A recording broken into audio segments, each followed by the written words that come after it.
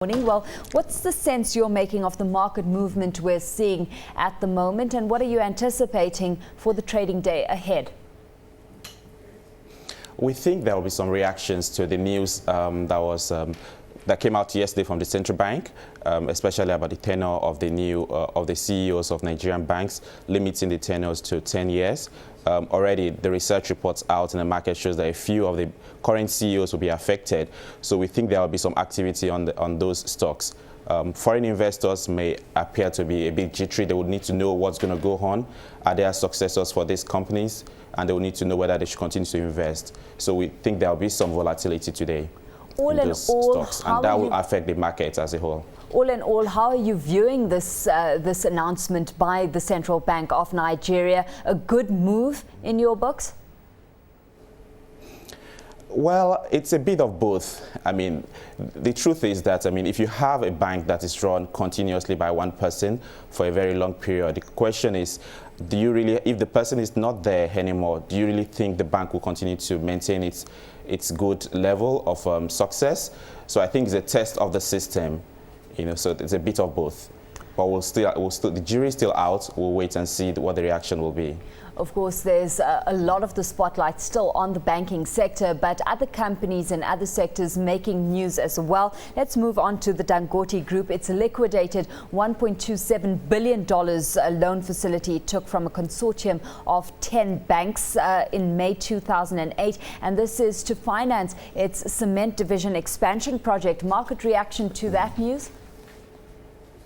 The market reaction was positive. It shows that Dangote Group, is still a very, very good credit risk. For them to have been able to get the finance to actually pay down the banks, at a very, very short period, I think it's a good news for the market. And we also think that, it will spur other industries in Nigeria perhaps to try and raise finance the way Dangote has raised theirs, and also be able to do some business at a very cheaper rate than they are currently getting from the Nigerian market. But for the market as a whole, it's seen as a positive news. Overall, positive. We're looking at a company specifically when it comes to its cement division, looking at expanding its operations on the continent, making moves into Zambia, Ghana, Senegal as well. Let's take a look at the other side of the coin here. Are there any concerns being held by the market at the moment? We're talking to the COO of Dangote Group later on in Power Lunch this afternoon. Are there any questions that need to be answered at this stage? The question is that with the repayment of Nigerian banks by Dangote Group, what is in there for Nigerian banks to participate in Dangote in terms of long-term financing? Are we saying that Nigerian banks cannot be competitive to provide long-term tenured financing in US dollars for the Dangote Group or other large multinationals?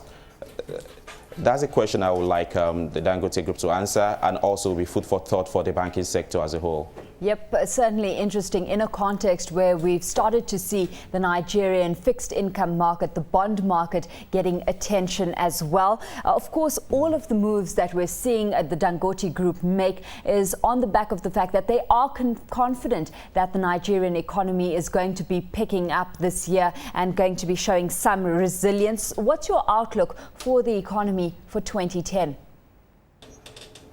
We think that, in the first half of the year, there will still be a high level of volatility, especially in the capital market, and also a bit in the finance, in the fixed income market. We've seen the first corporate bond issued this year, late last year, this year by GT Bank. We know where the yields currently are right now. And we also have a challenge with the political situation in the country at the moment. So in the first half of the year, there will be a bit of volatility. But we think that going forward later in the year, there should be some calm, and hopefully we'll still get positive growth in the economy as a whole. Well, much of the growth forecast is being underpinned by the higher average oil price this year, improving oil production as well, stable exchange rates, increased real sector investments. What are the prospects looking like in your books for the oil sector specifically? I think the PIB is a good initiative. However, it has to be properly sold to the key stakeholders. They have to buy in. We also think the relative calm in the Niger Delta is also very good. However, the government has to match their promises with action. I mean, we've seen relative calm so far from the militants, but we need to see the development that the government has promised.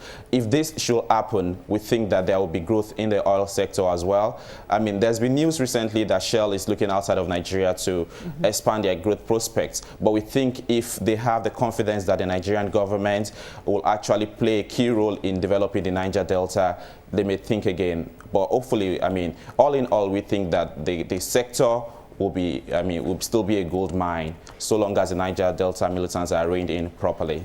How do you see this affecting the level of investment by foreign players in the oil sector in Nigeria? Because as you mentioned, while we're seeing Shell looking outside of Nigeria for oil output growth, we've got Oando set for a 21.12 billion naira rights issue as well. I think that, I mean, a lot of investors are still looking into Nigeria. I mean, only last week, StanChart, I mean, the private equity arm of StanChart announced the deal closed in the, with the Niger Delta, or with an oil servicing company in Nigeria, which is a massive deal.